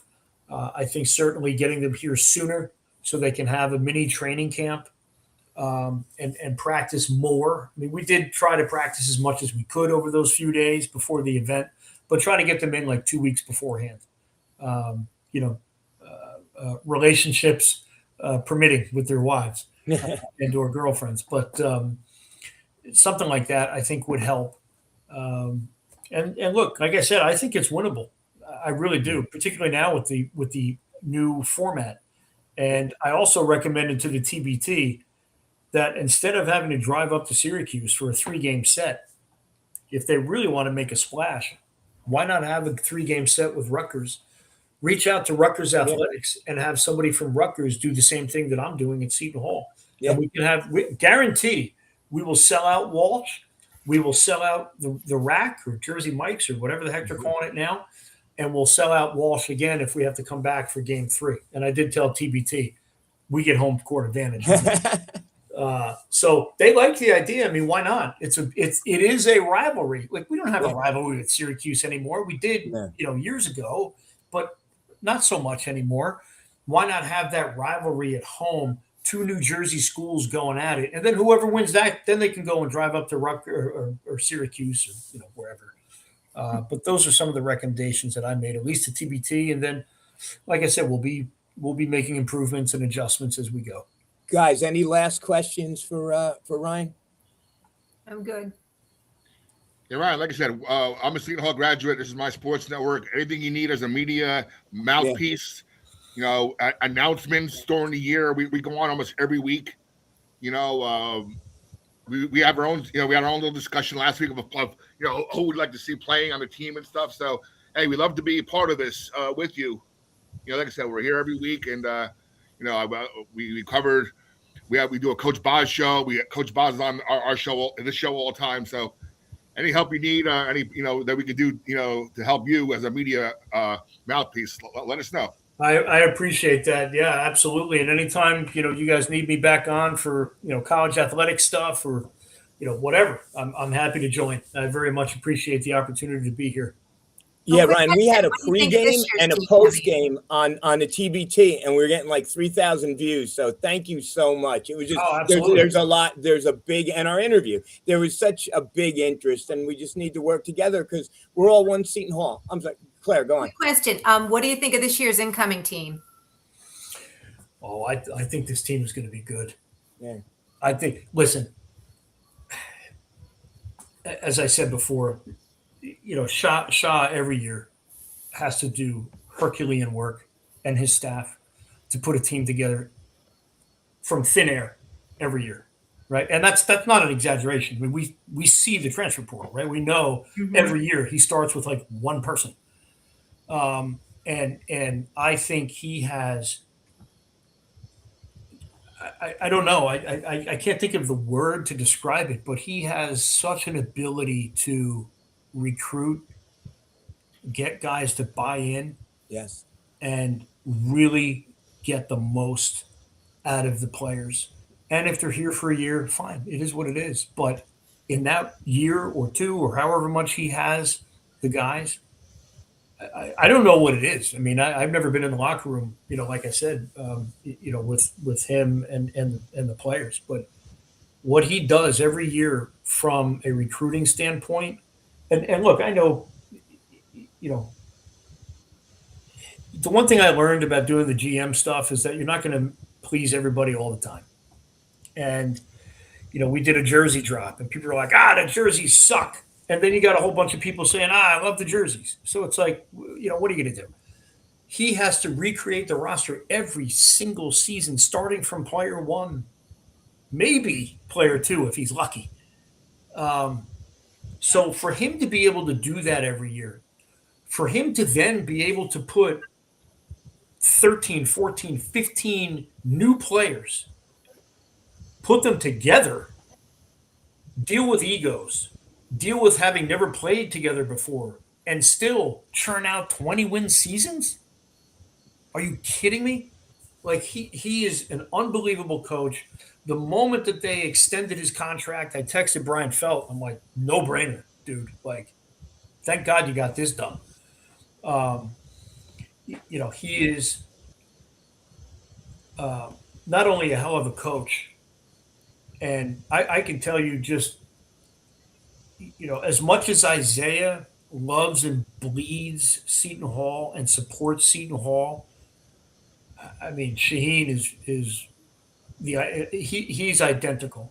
And having gone through this TBT process, and I didn't get to go to school with Zeke. I finished with Zeke. Well, I didn't get to go to school with him either. But I left Seton Hall shortly, before Shaw came in. So I didn't really have a chance to get to know him back then. Since he's been here a little bit, but really over the last couple of weeks with the TBT, first of all, massive help from him. I mean, he not only, and Brian, but if it weren't for those two guys, we wouldn't have played, because I don't know. I don't have 6 figures to throw around for a buy-in to the tournament to go play somewhere. So them opening up Walsh and agreeing to do that allowed us to play, allowed us to be in the tournament. And then you have Shaheen, who is very close with Eitan Branch, and now we have our head coach. And, we've got the ability to use Walsh in the practice gym and scrimmage against the current team and get treatment, pre and post to get, we had the entire athletic staff on the bench for our first game, right? And one of those guys was my former client, Elijah Boone, who I represented when he was playing overseas. So from that perspective, what he does every year is, I mean, imagine trying to put together 15 new people and getting them to gel and not only that, but actually win basketball games every single year. And he wins the NIT. All right. You want to say he inherited that from Kevin? Okay. What did he do 2 seasons later? He rebuilt constructed entire roster out of nothing and won 20 games and arguably got robbed for another NCAA tournament. I mean, he definitely got robbed the first time around. In 4 years, look what he's done. And it's remarkable. And there are still people out there who say, NCAA tournament or bust. And he's not successful if he doesn't make the tournament. We can have a discussion about that. Do I think Seton Hall basketball, both men's and women's, can make the NCAA tournament every year? Sure, I do. Do I think that is the the end all be all for Shaw or Tony B as the head coach? No, because first of all, they're great ambassadors for the program. Tony B for the women's side is respected throughout college basketball. When I was at Nike EYBL and they extended Shaheen, every coach I ran into, from Danny to the head coach at Baylor, they're like, that was a no-brainer. Yeah. Because everybody respects Shaheen across all of, as a recruiter, as a coach, as a I'll say an orange squeezer, because I don't know how the heck he gets so much out of these players every single year, because they're all new, right? So I think we'll be just fine. I think it's a heck of a roster. I'm looking forward to it. I saw how they competed against us when we scrimmaged them in the TBT. They had a chip on their shoulder. I mean, one of the players in KC got into it. Ooh. In I'll call it practice. It was a scrimmage, right? They've had a physical altercation and had to be separated. Wow. So Shaheen's team's ready to go, and I am super pumped for it. Are they going to win 30 games? Let's. But I'm pumped. I'm super excited for it. Usually when you scrimmage a college team and you're pros, they kind of wilt to the professionals and say, they had a chip on their shoulder. They're like, these guys are pros. Let's see how pro they are. And I loved it. I loved it because it was the intensity, and where does that intensity come from? Shaheen. Did you see them kind of gelling together, like getting some kind of chemistry? Oh yeah, yeah. I mean, the ball movement during that scrimmage, I'm really on both sides. I mean, I was more, kind of focused on the TBT team, but the ball movement was awesome, and that just shows they trust in each other, and they're willing to work with each other, and that's what I like the best. I mean, from a former coach of hockey, right? If you're not passing the puck, you don't have any trust and belief in your other player and your teammate. That they're throwing the ball all over the place to each other. I was pretty excited to see that on both sides. But obviously the TBT team, but also the Seton Hall team. And Ryan, how was their outside shooting? How was their 3-point shooting? We're all curious about that. I mean, it was good. I didn't have any issues with it. I mean, I was more worried about ours, our TBT. But thankfully, Colby saved the day for us on the morning of the 21st by coming to town. But I am excited for the season. And again, he's got to construct this thing out of nothing every year. So I'm happy that he's the coach. I know people on X. Look, everybody's got an opinion on X, and everybody's a basketball expert on X and Facebook or whatever. You've got somebody who loves the school and has committed himself through all this. The amount of stress that he puts on himself to be able, and I'm talking about Shaheen, to be able to put these rosters together every year and win games. I mean, it's ridiculous what he does. And, for any of the naysayers out there, where are we going from Shaheen? Exactly. Think that through. Where do you go from Shaheen Holloway? Yeah, you don't. So Ryan, I guess we're really time for us to wrap up. First of all, you can see my nickname is Just a Fan, because that's all I am. I'm just a fan. I've never played the sport. The last time I played a game with paid referees, I was 10. So every fan, you said it. We all think we're better coaches than the head coach. We all think we're better player agents than Scott Boras, and we all think we're better general managers. It was great to have somebody who really does this for a living to kind of show us, the difference between doing it for real and doing it in a bar with a beer in front of you. So thank you so much for coming on. Really appreciate it. I'd more than happy to join you guys in the bar with a beer, certainly. But look, I'm very happy to be here. When Nick reached out, I was like, yeah, absolutely. And look, I'm gonna, truth be told, I'm not on Facebook much really anymore. And part of that is because everybody, kind of pontificates expertise and all sorts of things that I just got tired of, reading. So I've kind of committed myself to posting on X and, scrolling TikTok for entertainment. So I'm not really on Facebook, and I haven't been on Facebook in forever.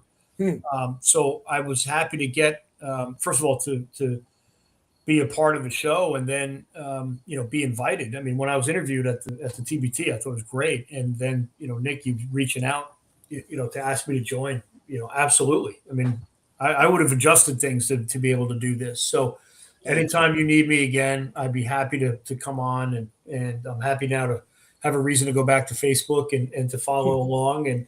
And yeah, I mean, look, let's Paul, let's next time we do this, we'll do it at a bar. We'll do it at Bunny's with a beer. There you go. Oh, you should come to the Booster Club's preseason or early season game luncheon at Don Pepe's. Yeah, absolutely. So let me know when that is, and send me the info. I'll be happy to be there. Claire's the queen of the Booster Club, so she will let you know. Absolutely, Claire. Thank you, Ryan. Thank you so much for this. Was amazing. These 2 hours just flew by. Thank you so much. Thank you again. Thank you so much. Thank you. Ryan. Take care, everyone. Take care. Have a good night.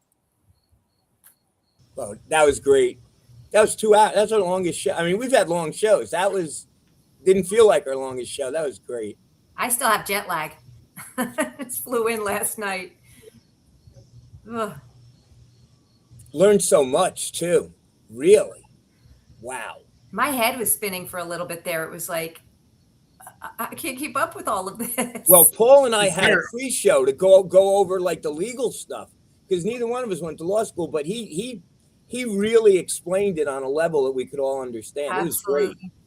So, Claire, did you see the news today, Claire? What? The exhibition game in Monmouth. I did. Right in your ballpark. Yay! Yeah. That's in my neighborhood. They're also playing in Philadelphia too. In 3 months away, right? It's gonna be November. It'll be here before we know it. That was great. When does the season schedule come out? Early September? It's coming out in dribs and drabs, right? That's true. Yep, that's for sure. Hey, by the way, one thing I want to mention real quick before we sign off.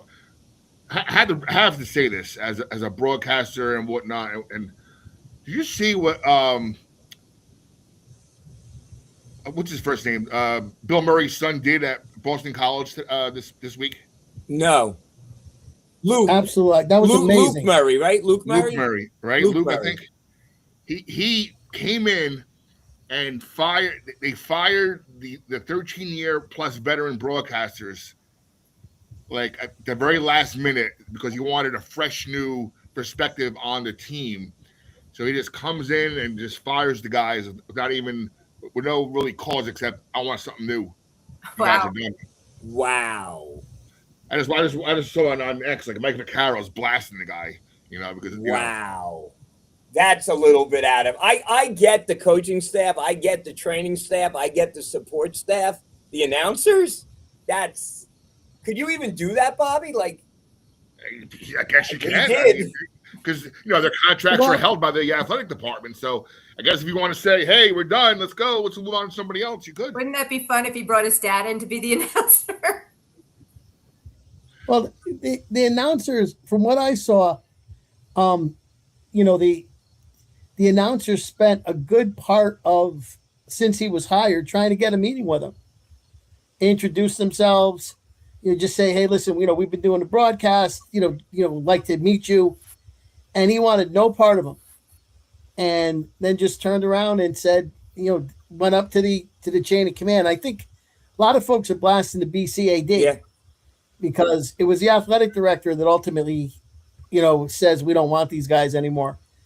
And they were like, we've been doing this for a long time. Some guy comes in and nobody backs us up. Well, I don't know if you guys remember Warner Fussell, Bobby? on radio? Who? Warner Fussell was our first. We always had WSOU, but then when we had professional, I think it was an ABC or whatever. Warner Fussell was our play-by-play, and he was famous from Lane from the parking lot. But do you know who his color man was? Our AD, Larry Keating. So there you go. Larry hired himself. That's how to get it out there. I thought, as a broadcaster and everything, and I read that, I'm like, I mean, the audacity, right? Just that would be like Aaron Boone not liking something Susan Waldman said and just saying and having whoever fire her. Or like Dave Popkin and Gary, what's his name? Getting fired because we have a new coach here now. We don't want you guys anymore. Bye. I mean, I guess you got to be a little bit of a homer, but you also have to be fair, right? Like you can't be over the top. You got to be objective to a certain degree.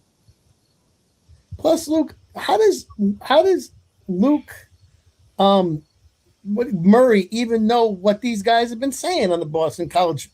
Does he listen to a lot of Boston College radio basketball games when he's not coach? Is he assistant? Yeah, and coach? who's been and someone obviously has been telling him, right? Well, somebody must have said something, but I just think it's crazy that you have no knowledge of this and you just come in and say, I don't want anybody associated with the old program to be involved in this.